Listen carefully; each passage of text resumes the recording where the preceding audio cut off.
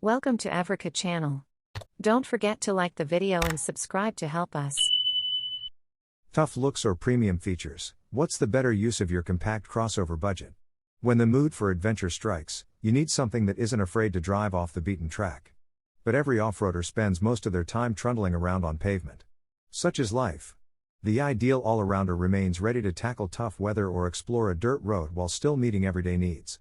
Two such vehicles that have been at it the longest are the lightly rugged 2023 Subaru Forester and the ever-popular 2022 Toyota RAV4. Both have decades-long pedigrees of versatility and all-wheel drive capability built into a just-makes-sense package. As you consider your daily needs and weekend warrior whimsies, is the Forester or RAV4 better? Our competitors are equipped with fixings expected from a modern crossover, all-wheel drive, techie amenities, and numerous driver assist features. But the specific RAV4 and Forester trims tested here have unique personalities. The 2022 Toyota RAV4 TRD off-road presents as the more trail-ready of the two. Its black, flow-formed 18-inch wheels are shod in all-terrain tires, with their motions controlled by a TRD-tuned suspension. Underbody skid plates and thick rubber floor mats provide additional protection from the elements. Our previous drives left us thinking the RAV4 TRD off-road actually isn't nearly as tough as its appearances suggest, but if you want the ruggedest RAV4, this is it. The Forester Wilderness would be the most direct equivalent to the RAV4 TRD off-road, but for this comparison, we opted for something more upscale. The 2023 Subaru Forester Touring is the range-topping model in the Forester lineup, equipped with niceties like leather upholstery, power-adjustable front seats, heated rear seats, a heated steering wheel, built-in navigation, a premium audio system, and, drumroll, please, a CD player. Sure, the Touring isn't the best Forester for bashing down a trail with, but how often do you realistically do that? The RAV4 and Forester make similar power with similarly sized engines, but the commonalities more or less end there. The Forester is more fuel efficient, earning a 26/33 of a mile per gallon city/highway rating to the RAV4's 25/32 score. With 37.5 cubic feet, the RAV4 offers more cargo space behind its second row, and with 69.8 cubic feet while those seats folded, the RAV4 also offers more max cargo space, though on lesser Foresters without a sunroof, max volume bumps up to 74.2 cubic feet. Embarrassingly for the RAV4, its rivals' approach and departure angles, as well as ground clearance, are slightly more advantageous should a rock or rut appear. There's a disparity in pricing after you option up, too. The Forester Touring totals $37,720, undercutting the RAV4 TRD Off-Road's $38,930 base price. However, options including two-tone paint, a digital rearview mirror, and ventilated front seats raise this test RAV4 to $41,710. Even with one cast as a gruff explorer and the other a posh cruiser, differences in this pair's instrumented performance are slim. The RAV4 beat the Forester to 60 miles per hour, hitting the mark in 8.2 seconds against 8.5 seconds. That split shrinks a bit through the quarter mile and 45 to 65 mile per hour passing maneuver.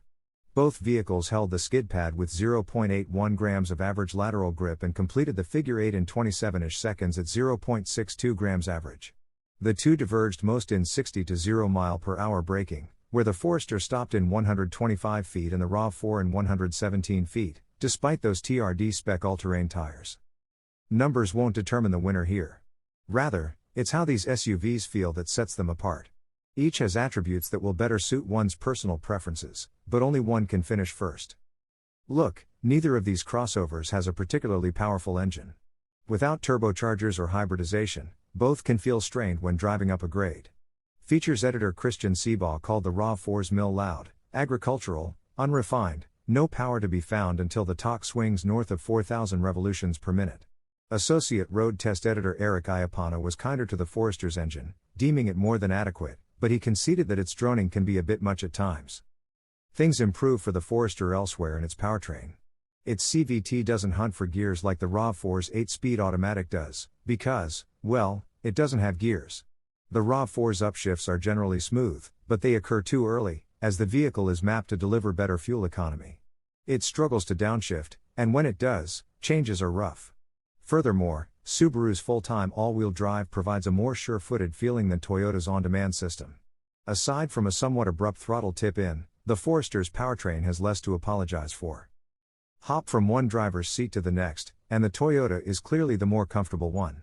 Although off-road suspension is generally soft so it can better conform to trail obstacles, the TRD off-roads feels harder than a standard RAV4's. That said, the body is well isolated from surfaces beneath. It rides firmly over bumps, yes, but a limited amount of motion is transferred to the cabin, so you don't get tossed around so much.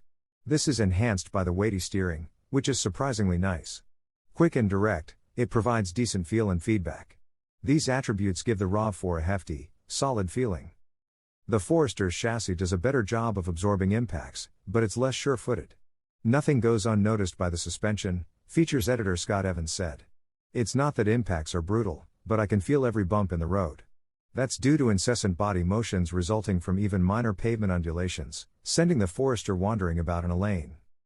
That, combined with steering that feels awful, soft, bland, and with no road feel at all, means constant small corrections are needed to keep the car pointed straight. Still, though, larger impacts arrive without harshness like in the RAV4. The Forester has the cushier ride of this pair. Although its stopping distance is longer than the RAV4's, our drivers tended to prefer the Forester's brake feel. Pedal travel is long, but there's a linear buildup of stopping power through the stroke. It does so while remaining reactive, whereas the RAV4 gives good initial bite before going flat with more pressure on the pedal. If one of these drove vastly better than the other, we'd be able to call this comparison now. Because that isn't the case, practical considerations largely determine our winner. Enter the RAV4, and you get an amusing impression it's trying to come across as a big, chunky SUV. Its wide hood and large side mirrors seem like they belong on something a category up. Oversized door handles and knobs are nice to grab, especially given their textured rubber finish. You'll find plenty of places to stash things around the cabin. The shelves left of the steering wheel and ahead of the passenger make clever use of space. The Forester's interior doesn't have as many storage compartments, and its design is visually busy. My goodness, what a cornucopia of trim, textures, and shades of black, Iapana said. But it's a space that works to make driving easy. There's extensive soft-touch finishing, giving every limb a plush place to rest, even beyond the highly adjustable front seats. One thing we will never fault Subaru for is its commitment to large windows and low belt lines. It doesn't always work with the latest styling trends, but it ensures the best outward visibility. In the RAV4, materials quality and tech appointments are only decent. The doors sound hollow, and a jiggly shift knob doesn't suggest it's very well screwed together. The small, grainy infotainment touchscreen on this RAV4 left us unimpressed, and its user interface is a mess. Note the 2023 RAV4 has larger and improved displays. The Forester's infotainment setup looks only slightly better but is easier to use. Furthermore, a secondary display sitting high up on the dashboard keeps useful information in the driver's line of sight. Not often do second-row seats feel as nice as those ahead, but that's the case with the Forester. Materials quality seems undiminished, and there's ample headroom. Both the Forester and RAV4 provide air vents and USB ports for rear passengers, but given the Subaru's backseat trimmings, spaciousness, and ease of access, it's the nicer place to ride. Commendable as it is that Toyota includes so many driver assist features, the functionality of those features falls behind. The adaptive cruise control tends to react a moment later than would be ideal, but more irksome is how much the lane keep system allows the RAV4 to weave within the lines. Again, improvements to these systems are part of its 2023 updates. Subaru's hypochondriacal equivalents beep alarmingly at any hint of driver malfeasance. The system accuses you of taking your eyes off the road even when stopped in traffic, but nevertheless provide more confidence and relaxation. As has long been the case, the RAV4 and Forester remain worthy rivals. Each has evolved significantly over the years, yet there's more old-school drudgery in the Toyota than the Subaru.